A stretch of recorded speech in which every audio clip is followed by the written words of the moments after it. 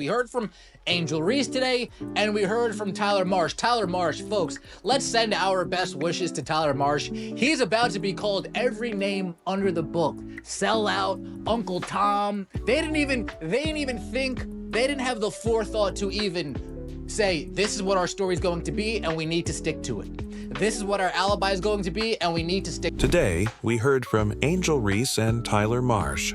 Folks, let's extend our best wishes to Tyler Marsh. He's about to be called every name in the book. Sellout, Uncle Tom, you name it.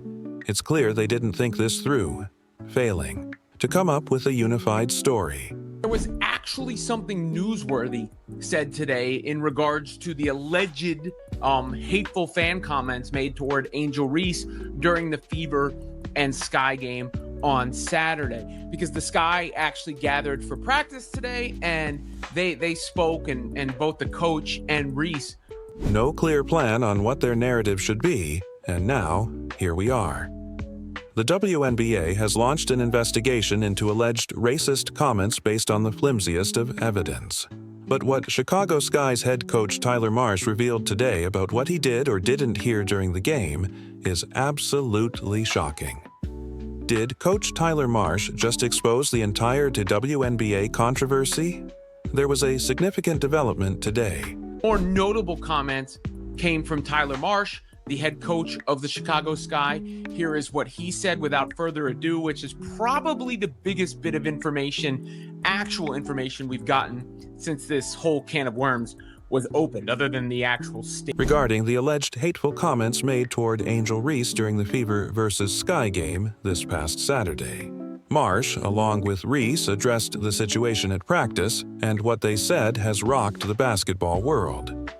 In a bombshell statement, Marsh directly calls out Angel Reese's version of events. So why is the WNBA launching an investigation based solely on social media chatter and no concrete video or audio evidence? Talk about investigation, put your TVs before that stuff investigation. Yeah, I think we agree. I think we're, in compliance with them, with the league, and obviously there's no room or space in our game for hate. So we're complying with everything that's going on. Coach, when did you become aware that there was hate speech that happened? I think when everyone else did. I think that it's something that we heard about, and so again, we're just forthcoming with anything that the league is able to do investigation-wise. The Sky organization didn't witness anything during the game.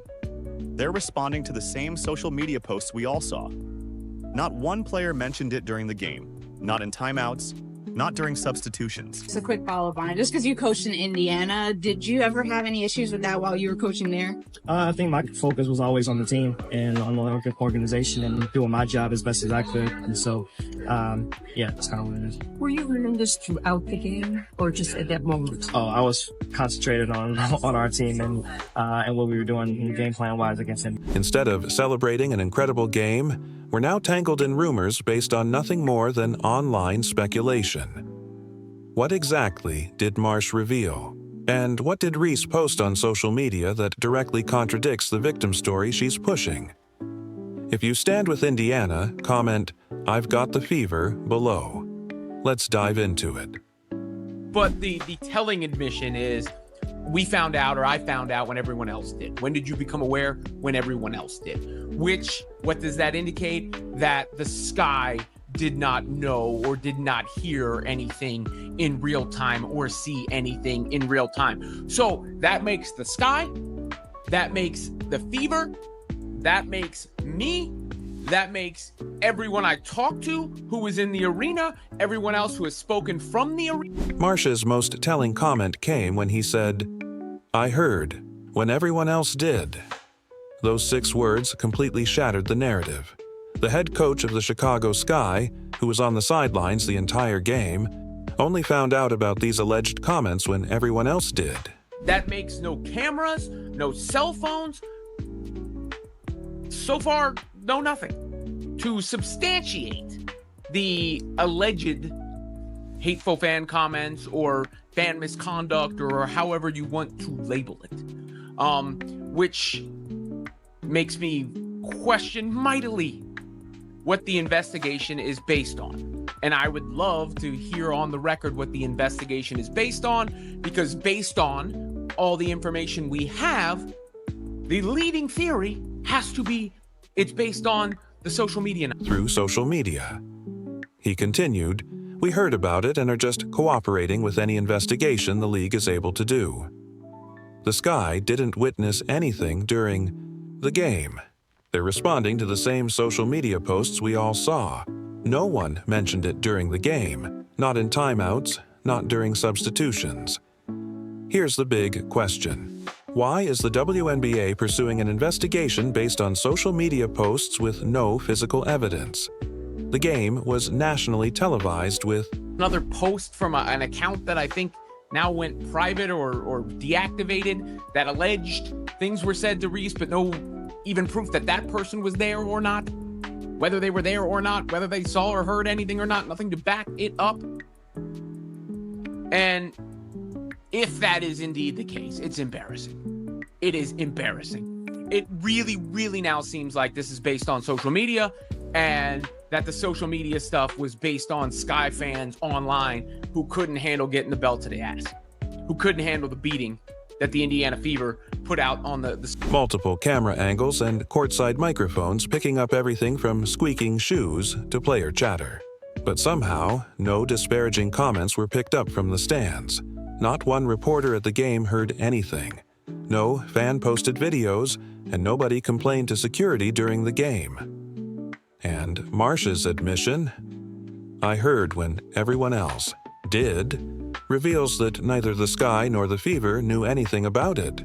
No one at the game witnessed or reported anything.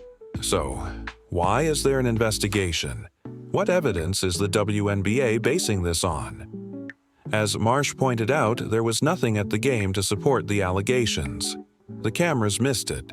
And there is a lot of history there with Caitlin Clark and Angel Reese. You guys remember last year when Angel Reese celebrated Kennedy Carter getting that flagrant foul on the hip check against Caitlin Clark? You remember that? On the sideline, just, "Yeah, baby, get her, you get her." The courtside. Microphones missed it, and security wasn't alerted. Yet, the WNBA went ahead with a full investigation. Then, there's the timing of it all. Marsh said, "I found out when everyone else did." When did everyone else find out? Through Twitter. And with no cameras, no video, and no one reporting it at the game, what's actually being investigated here? Oh, Tyler Marsh is about to get run out of Chicago. First things first, let's hear what Angel Reese has to say. Let's hear Angel Reese. And if you guys pay attention, listen to her voice and listen to how she's on the edge of breaking down. Very funny. Yeah, obviously there's no place in this league for that. I think the WNBA. Let's also watch the nervous body language, the nervous twitching. Yeah. Our team and our organization has done a great job supporting me. I've had communication from everyone, from so many people across this league, and being able to support me and going through this whole process. Obviously, it could happen to me, it could happen to anyone, and I think they've done a great job supporting us in this. How did it affect you Saturday, trying to do your job, trying to play, and having this going on simultaneously? Yeah, obviously it's tough, but I think I have a great support system. I'm loved by so many people, and obviously in the moment it's hard to hear, but my support system is great. And let's not forget, the Sky were embarrassed on their home court, losing 93-58 to the Fever. The frustration of being humiliated in such a massive blowout may have contributed to the narrative being spun after the game. Like Caitlin said, she answered it perfectly. She said, "I didn't hear her say anything, but that doesn't mean anything happened." But now, when you have Caitlin saying that, and Bree Turner saying what she said, which implied she didn't hear her say anything, and Stephanie White saying what she said, which implied she didn't hear her say anything, and Kyler Marsh saying he found out when everyone else did, and myself, and no one, who was courtside, no cameras, no video, no nothing. What else are you supposed to think? Especially when the entire thing is vague. Especially when the line of questioning to Angel Reese is vague. It's easier to point fingers than to accept being thoroughly outplayed. When you watch the actual footage from the game, you see something different. After Caitlin Clark's flagrant foul on Angel Reese, the focus was entirely on the play. No one in those first few questions asked Angel what she saw or heard. Now, according to James Boyd of The Athletic, he said that she was later asked, were you able to give the WNBA details of where the general vicinity was? You heard stuff. And she said, that's not a me question, meaning it wasn't for her. Then later somebody asked, what would you like the league to do with those fans? And Sky PR interrupted, saying she already answered. Not on the crowd. Reese immediately confronted Clark, not the stands. If she had truly heard hateful comments from the crowd, wouldn't her attention have shifted to them? But no, it stayed fixed on Clark. Aaliyah Boston stepped in between them, resulting in a technical foul for both players. But not once did anyone look toward the stands or complain about fan behavior. The reactions from the players, the coaches, and even the officials were all centered on the game, not the crowd. But right now, it is not a good look. It is certainly not a good look. Especially after the season just started, you get record ratings. You get record ratings. Caitlin Clark's back, playing awesome basketball, gets a triple-double. Fever looked great. And somehow, it appears a couple of Twitter trolls have completely dictated the coverage of the WNBA. So, what's the truth? The cameras captured the on-court drama, but the supposed hateful comments from the crowd were nowhere to be found. And yet, Angel Reese's narrative didn't match the reality on the court. Reese's social media posts further complicate the situation. Hey, Angel, how is it like dealing with the environment of people calling you all those names? Oh, if it can happen to me, it can happen to anyone. Oh, Angel, how did it feel? How did you push through that? Oh, well, obviously it's hard to hear. Wait, did it happen to you, or did you not hear anything happen to you? That's very interesting. After the game, she posted a TikTok featuring herself and Clark, with a caption referring to Clark as running from the fade, a phrase used when someone avoids a confrontation. This was a direct provocation, and it only added fuel to the fire. Meanwhile, Caitlin Clark, in contrast, responded with grace and professionalism. When asked about the allegations, Clark simply said, "There's no place for that in our game." Angel Reese, the WNBA came out and got ahead of any type of wrongdoing and are starting their own investigation. Can you please tell us what was said?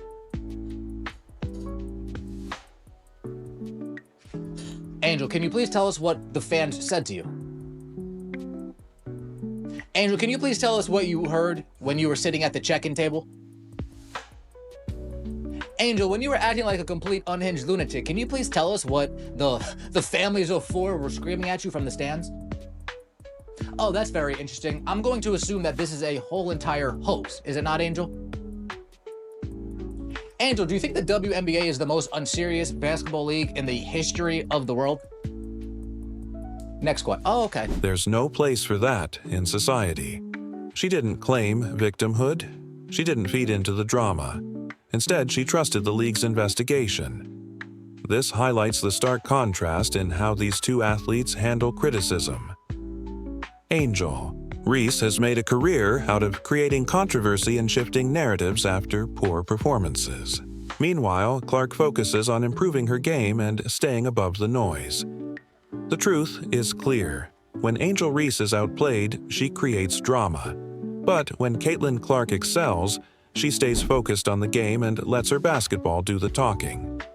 But this manufactured controversy has overshadowed the real story: the Indiana Fever's dominant 35-point victory.